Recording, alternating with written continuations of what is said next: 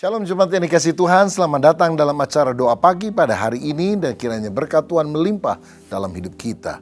Hari ini saya akan menyampaikan renungan dengan judul Hidup dalam Kasih dan Ketertiban. Mari kita baca 1 Tesalonika 4 ayat 9-12 yang berbunyi demikian. Tentang kasih persaudaraan tidak perlu dituliskan kepadamu karena kamu sendiri telah belajar kasih mengasihi dari Allah. Hal itu kamu lakukan juga terhadap semua saudara di seluruh wilayah Makedonia. Tetapi kami menasihati kamu, saudara-saudara, supaya kamu lebih bersungguh-sungguh lagi melakukannya. Dan anggaplah sebagai suatu kehormatan untuk hidup tenang, untuk mengurus persoalan sendiri dan bekerja dengan tangan, seperti yang telah kami pesankan kepadamu, sehingga kamu hidup sebagai orang-orang yang sopan di mata orang luar dan tidak bergantung kepada mereka. Saudara sekalian, Tuhan ingin kita menjadi berkat bagi orang lain, dan itu bisa ditempuh dengan dua cara ini. Pertama, hidup dalam kasih persaudaraan. Kedua, hidup tertib sehingga orang yang tidak percaya pun melihat kehidupan yang baik dari anak-anak Tuhan. Yang pertama, hidup dalam kasih persaudaraan. Kita harus sadar, semakin kita mengasihi Allah, semakin kita harus saling mengasihi saudara seiman. Ingat prinsip salib. Kasih vertikal kepada Allah harus diwujudkan dengan kasih horizontal kepada sesama. Nah, ada 4 kata kasih dalam bahasa Yunani. Yang pertama adalah eros, ini adalah kasih romantis, seorang kepada pacarnya, seorang suami kepada istrinya. Yang kedua, storge, kasih keluarga, seperti bapak menyayangi anaknya, tentu bukan dengan kasih eros, tapi dengan kasih storge. Eros dan storge, dua kata ini tidak dipakai di dalam Alkitab Perjanjian Baru. Tapi ada dua kata yang dipakai di dalam Alkitab kita, yaitu filia. Filia adalah kasih persahabatan, juga nyata di dalam pernikahan. Seperti orang yang mengasihi pasangannya dan ingin hidup bersama dengan dia. Kemudian yang keempat adalah agape, dan agape adalah kasih Allah, kasih yang dipusatkan pada kehendak, bukan perasaan, tetapi pada will, keinginan. Ini adalah kasih yang tidak bersyarat, bukan kalau kamu cantik, kalau kamu kaya, kalau kamu baik, tetapi walaupun engkau jelek, walaupun engkau bersalah, aku tetap mengasihi engkau. Nah, Tuhan ingin agar kita mengasihi kasih Allah, dan kita juga bisa melakukan filia, kasih persaudaraan dengan orang lain yang seiman, khususnya dengan kita. Saudara sekalian, kita harus meningkatkan kasih persaudaraan Philadelphia, karena Bapa kita satu. Dan 1 Yohanes 4 ayat 19 berkata, kita mengasihi karena Allah lebih dahulu mengasihi kita. Dalam Roma 5 ayat 5 dikatakan bahwa Roh Kudus mencurahkan kasih Allah di dalam hati kita. Jadi tanda yang paling jelas bahwa orang itu dipenuhi dengan Roh Kudus adalah kasih Allah nyata, kebencian, kepahitan, dendam dicabut semua. Mengalirlah kasih Allah di dalam hidup kita yang bisa dirasakan oleh orang lain. Saudara, karena itu saya mendorong untuk kita bisa mempraktekkan kasih persaudaraan. Dan ini tidak hanya kita bisa alami kalau kita ikut ibadah umum, lalu setelah dengar khotbah pulang. Tetapi kita harus tergabung di dalam komunitas sel, di mana kita saling berbagi, saling mengenal, ikut melayani bersama-sama, ikut berbagai kegiatan bersama-sama. Nanti akan ada gesekan-gesekan karena perbedaan kepribadian. Tapi justru minyak pelumasnya adalah kasih, saling mengerti, menerima apa adanya. Bukankah kita hidup untuk mengasihi dan dikasihi? Dan untuk itulah kita perlu sungguh-sungguh mengembangkan kasih persaudaraan.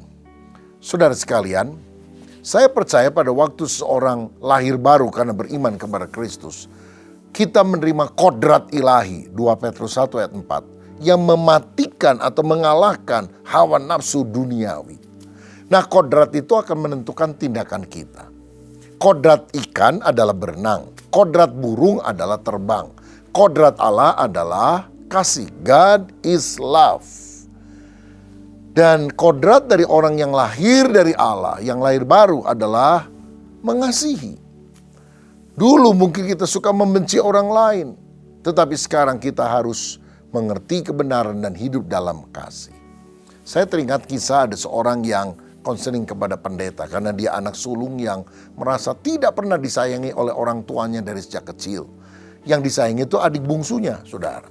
Jadi ketika mereka sudah dewasa, sudah menikah, punya rumah masing-masing, maka tiap berapa hari sekali si anak sulung ini pergi ke rumah papa mamanya yang tinggal berdua dan dia bersihkan rumah itu, dia masak.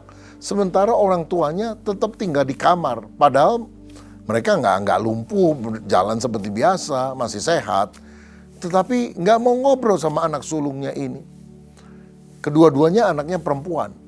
Tapi kalau anak bungsunya itu kebetulan datang, waduh, kedua orang tuanya keluar kamar, menyapa, makan bareng-bareng. Itu makanan yang dimasak oleh kakak sulungnya. Tapi kakaknya nggak diajak makan, bayangkan. Lalu saking bebannya, ini anak sulung konseling sama hamba Tuhan. Kenapa ya? Pendeta juga bingung. Kamu anak kandung atau anak angkat? Kandung. Loh kok aneh begitu ya? Iya, dari kecil juga kalau dibelikan baju baru buat adik saya. Dibelikan mainan baru adik saya. Saya nggak pernah dikasih apa-apa. Lalu kemudian hamba Tuhan ini berkata, bagaimana dengan pernikahan kamu sekarang? Ya puji Tuhan saya menikah, suami saya cukup baik dan saya punya 2 orang anak. Ya kadang-kadang ada perselisihan tapi secara umum oke lah. Kalau adik kamu gimana? Oh, adik saya sudah 2 kali bercerai dan dia berada dalam pernikahan ketiga tapi kelihatannya sedang ribut besar dan kelihatannya dia mau cerai. Lalu pendeta tanya, kenapa kira-kira adik kamu seperti itu? Mungkin karena dia terlalu dimanja oleh papa dan mama sehingga apapun keinginannya dituruti. Sehingga ketika suaminya tidak bisa memuaskan keinginan hatinya, wah akhirnya dia meledak, marah dan akhirnya terjadi perceraian. Kemudian pendeta tanya, kalau kamu dulu yang sangat dimanjakan oleh orang tuamu, bukan adikmu, kira-kira kamu akan bahagia enggak? Tiba-tiba dia sadar, oh saya ngerti Pak Pendeta, saya paham sekarang. Kenapa Tuhan izinkan kelihatannya saya tidak terlalu disayangi dibandingkan dengan adik saya. Supaya saya bisa lebih mandiri, supaya saya juga tidak bergantung kepada manusia. Dan sejak hari itu si kakak merasa kasihan kepada adiknya. Dan dia berusaha untuk datang ngomong sama adiknya supaya adiknya tidak bercerai untuk ketiga kalinya tapi bisa mempertahankan hal tersebut. Dulu dia benci banget sama adiknya, benci sama orang tuanya yang tidak sayang kepada dia. Sekarang dia merasa belas kasihan karena apa? Dia nggak ngerti kebenaran. Dia nggak pernah datang kepada Yesus. Aku sudah dirubah oleh Yesus. Mestinya aku memberitakan kabar ini supaya orang tuaku bertobat, adikku juga bertobat. Maka akan terjadi perubahan di dalam kehidupan mereka. Makanya saudara, kita harus mengembangkan kasih persaudaraan. Dan kasih itu akan makin bertambah-tambah ketika diuji melalui keadaan yang tidak menyenangkan dan orang yang menyebalkan. Kenapa kadang-kadang ada orang menyebalkan datang dalam kehidupan kita? Supaya kita bisa bersabar, supaya kita bisa seperti Yesus. Bapa, ampunilah mereka karena mereka tidak tahu apa yang mereka perbuat. Ayo, siapa di antara kita yang merasa bahwa seringkali kita masih mudah dilukai, tersinggung, panas hati, mau membalas.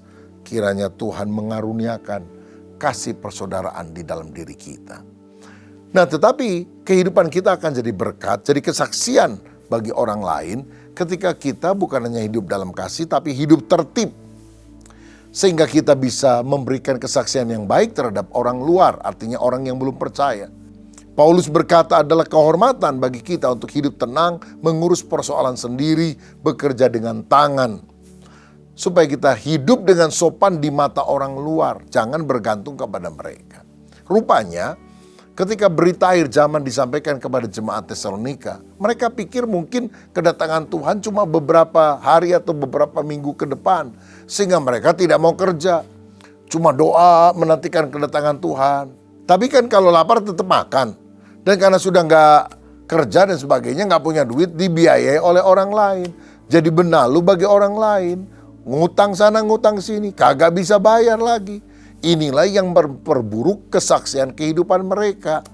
Apalagi zaman sekarang, kalau saudara rajin ke gereja, tapi kredit nggak bisa dibayar, cicilan masih sering blong, lalu pinjem pinjol, lalu kontak nama di dalam HP kita diambil semuanya. Dan kalau saudara nggak bayar tepat waktunya, wah di-share ke semua orang. Ini teman kamu, saudara kamu, utang nggak mau bayar, dimaki-maki dengan bahasa kebun binatang. Bukankah itu mempermalukan? Makanya kita ini tidak boleh menganggur, lalu ikut campur urusan orang lain, bergosip dan sebagainya. Karena 2 Tesalonika 3 ayat 11 berkata, kami katakan ini karena kami dengar bahwa ada orang yang tidak tertib hidupnya dan tidak bekerja, melainkan sibuk dengan hal-hal yang tidak berguna. Saudara sekalian, kadang ada orang yang gak punya pekerjaan, melamar jadi full timer di gereja. Loh, ada jemaat juga begitu.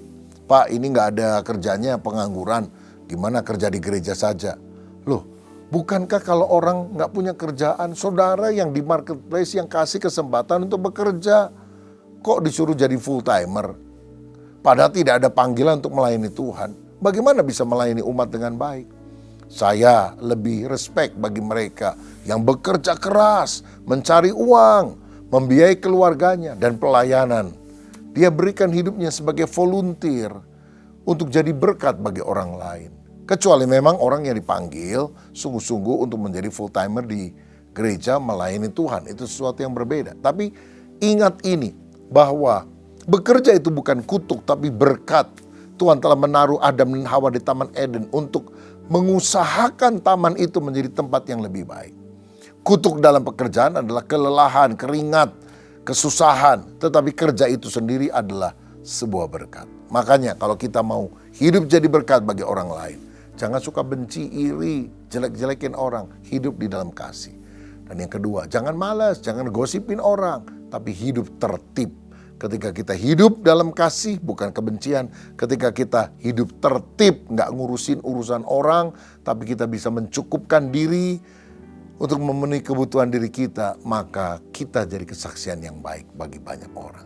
Saya mau berdoa bagi saudara yang hari ini sungguh merindukan menjadi berkat dengan 2 sisi ini. Bapa, hamba berdoa supaya kami belajar mengasihi. Bahkan ketika orang-orang menjelek-jelekan kami mau berkata, ampunilah mereka. Kami juga mau hidup dengan tenang, dengan tertib, hidup dalam kesopanan, kehormatan, supaya orang-orang yang belum percaya melihat betapa salehnya orang Kristen, betapa produktifnya, sehingga mereka pun akan percaya kepada Yesus. Jamah setiap anak-anakmu yang punya beban dan masalah, berikan jalan keluar. Dalam nama Yesus, kami mengucap syukur dan berdoa. Haleluya. Amin. Tuhan memberkati.